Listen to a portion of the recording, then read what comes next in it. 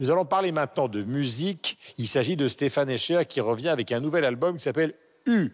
Alors, je prononce assez mal le U, ça s'écrit H-U-H, accompagné par une fanfare suisse qui elle-même porte un nom un peu compliqué. Elle s'appelle la Traktororchester. Il y revisite évidemment son propre répertoire et ajoute quelques inédits.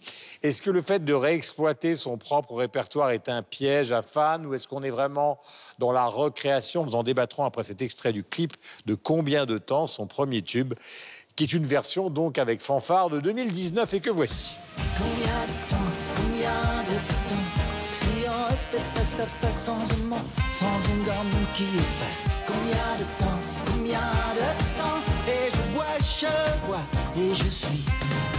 Souviens-toi, combien de temps, si on restait face à face sans un mot, sans une gorge qui efface. Combien de temps, et je bois et je suis. Souviens-toi. Avant de poser la question régionale de l'étape, d'abord avec vous, Laura, la présence ou le retour de Stéphane Escher, le barbichu montagnard énergique sur scène. Est-ce qu'il est très présent sur les réseaux sociaux? Et alors, lui, en tant que personnalité publique, il est peu présent. Il entretient un petit Facebook, un peu d'Instagram, mais on ne peut pas dire que ça soit un véritable geek et qu'il ait tout compris à la communication digitale. En revanche, il a de nombreux fans qui s'expriment et qui sont très, très contents de son retour. Pas uniquement des Suisses, Michel, hein. Tous le plébiscitent et disent « Ah, c'est un album joyeux, festif, quel bonheur de l'écouter ». Ils aiment l'audace de la fanfare. J'ai eu du mal à trouver un commentaire négatif. D'ailleurs, je n'en ai pas trouvé sur non, mais tant mieux. Mais alors, ça changera un peu les réseaux sociaux. Oui, exactement. Et ses fans parlent pour lui, donc c'est plutôt pas mal. Il a finalement pas tellement besoin de s'exprimer davantage, puisque ça fait vraiment l'unanimité. Et c'est vrai que moi, j'ai aussi, je le dis juste au passage, pris plaisir à écouter son album et il ne se prend pas au sérieux. Et quand on l'entend s'exprimer, il y a des extraits d'interviews qui circulent sur Twitter. C'est agréable de voir ces chanteurs qui reviennent, mais voilà, ils reviennent et on sent que c'est pour le plaisir et que ce n'est pas pour vendre des disques et gagner de l'argent. Et ça se ressent. Voilà, Estelle.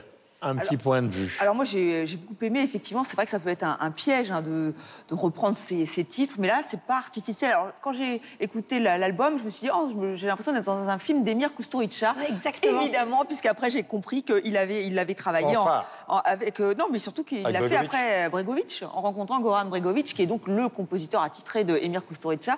Et c'est vrai qu'on se sent... Ils sont fâchés, maintenant. Il y a il y a en tout cas ce souffle balkanique qui, en plus, a du sens, hein, puisque Michel nous l'expliquera mieux que nous. Il vient quand même d'une famille des gens du voyage, les Yéniches. Donc tout ça a beaucoup de sens. Il ne se prend pas au sérieux. Dans une interview, je crois que c'était à Télérama, il disait qu'il voulait foutre la merde sur scène, avec sa fanfare. Parce que c'est vrai que... On l'avait vu, on en avait parlé hein, avec ce concert des Automates où c'était plutôt intimiste, puis il était tout seul en scène. Alors là, je pense qu'il en avait ras-le-bol, il avait envie d'avoir des jeunes, de la vie. Ça renouvelle certains tubes. Non mais vraiment, c'est un très bel album qui vous donne la patate. Voilà, en rappelant que Philippe Jean, donc l'écrivain français, est souvent à l'origine des textes de Stéphane Escher. On parlait la semaine dernière, Michel, du rôle de Charles Bois. Alors Stéphane Escher, c'est pas la même génération, hein, il est plus jeune que Charles Bois, mais est-ce qu'il a, comme Charles Bois, la même importance en Suisse? Par exemple, est-ce qu'on pourrait dire qu'il est le chanteur le plus connu en Suisse ou pas? Ou est-ce que c'est pas le cas du tout? Je ne sais pas si c'est le plus connu, mais en tout cas, oui, c'est quand même un monument national, Stéphane Escher, en Suisse. Il est un peu plus jeune que Charles Bois. Effectivement, il a l'air plus jeune, mais enfin, il a 58, 59. Donc, c'est plus jeune. Oui, c'est plus jeune, mais c'est une petite génération de différence, en l'occurrence. Mais c'est vraiment un monument national, Stéphane Escher. Et cet album-là, je trouve qu'il s'inscrit dans une démarche... Il n'y a jamais rien véritablement de gratuit chez Stéphane Escher dans ses démarches artistiques. Et comme le disait Estelle, effectivement, il a fait une tournée tout seul avec les Automates. Et cet album-là est un peu une réponse aussi à cette tournée, parce qu'il s'est rendu compte finalement que c'était bien sympathique de faire les choses tout seul avec des Automates, mais que... le collectif était quand même plus important. Et ce disque-là a presque une valeur sociologique, et c'est pas moi qui le dis, c'est lui qui le dit, sociologique et politique, parce que c'est une sorte de manifeste. C'est-à-dire qu'il en a marre de voir des gens qui écoutent de la musique tout seuls sous un casque. Il veut que la musique redevienne quelque chose de partagé collectivement. Cet album-là caractérise véritablement une envie artistique de scène. Il faudra le voir sur scène, Escher, avec cet ensemble-là, avec le Traktororchester. Vraiment, parce que c'est comme ça qu'il faut l'écouter. C'est c'est comme ça qu'il le veut. Il y a une scénographie qui va avec. L'album va accompagner la tournée plus qu'étant un objet en soi qui fonctionne tout seul, même s'il est extrêmement plaisant déjà à écouter. En plus, comme le disait aussi Estelle, Stéphane Eicher n'a jamais véritablement abordé artistiquement ses origines, c'est-à-dire que sa famille est yéniche. Les yéniches, c'est une des sous-communautés des gens du voyage, certes qui sont restés sédentaires pendant toute l'enfance de Stéphane Eicher, du côté de Berne, mais qui font quand même partie de ses racines, dont il a pris conscience justement quand il a été amené à travailler avec Goran Bregovic il y a quelques années en arrière. Ça lui a fait revenir certaines choses à l'esprit. Et donc ce disque-là, pour moi, il s'inscrit là-dedans. C'est pas gratuit, c'est-à-dire qu'il y a une signification à la fois artistique, il y a une signification à la fois dans le parcours du musicien, il y a une signification aujourd'hui qui va véritablement de pair avec la société où le moi est roi, l'individualisme, et lui arrive avec un projet qui est complètement collectif, qui vont comme tel, qu'il faut écouter collectivement aussi, il faut danser, il faut être ensemble. C'est du Stéphane Eicher, c'est vraiment du Stéphane Eicher tout craché, parce que toute sa carrière a fonctionné comme ça, ou à la fois aussi avec l'aide de Philippe Jean, parce qu'il a cette capacité incroyable d'écrire des textes qui sont d'une pertinence folle, il le dit lui-même, mais qui s'inscrivent pleinement dans l'air du temps et qui vont au-delà, pour moi, d'une simple manifestation musicale, artistique. Il y a quelque chose de plus dont on a conscience ou pas forcément conscience tout de suite, mais qui fonctionne aussi avec cet album.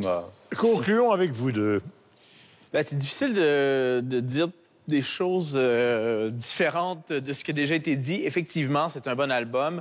On le retrouve aussi dans quelque chose où il a tenté de se mettre en danger, il tente quelque chose de nouveau. Puis en plus, oui, il reprend certaines de ses pièces, mais en même temps, l'industrie musicale aussi, dans une époque très portée vers les anthologies, vers le retour. C'est de bonne Même guerre. vers le sampling. Et vers le remix, ouais. Et aussi. vers le remix également. Peut-être petit bémol, moi j'ai trouvé que l'album était peut-être un petit peu trop clean, même malgré la présence de cette fanfare-là.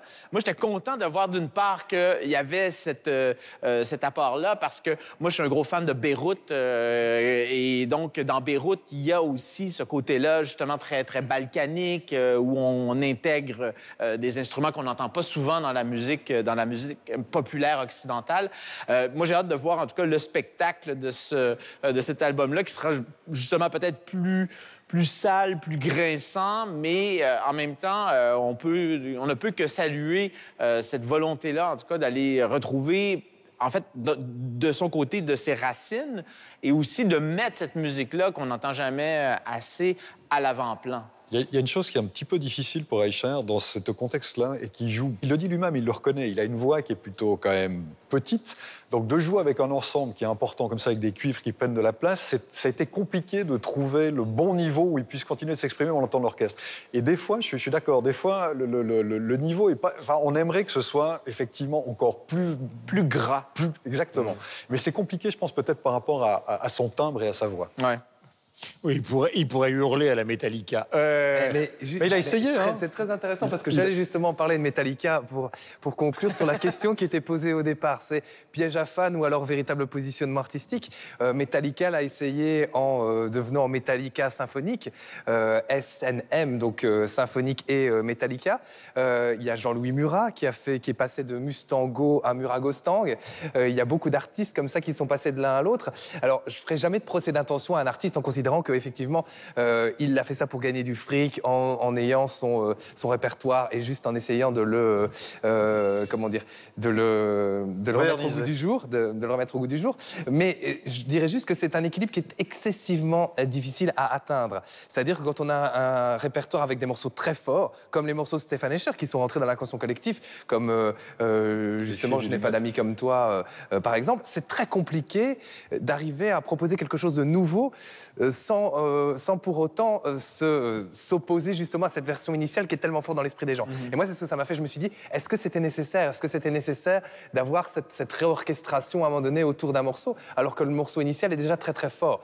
Et c'est juste une question de dosage. Et dans le monde dans lequel on vit aujourd'hui, où on a tendance à tout reprendre, etc., à tout malaxer, je pense que c'est de plus en plus compliqué à atteindre. Voilà, par exemple, vous avez des artistes comme McCartney qui, justement, on leur demande souvent pourquoi en scène, ils redonnent exactement ce que les versions versions qu'on connaît de Lady Madonna ou du reste, ben, ils sont sur une position qui est totalement différente, puisque justement, eux considèrent que ça a été fabriqué comme ça, comme un tableau de Martial Reyes a été fabriqué comme ça, avec peinture et en même temps donc des luminaires, et qu'il n'y a aucune raison de changer.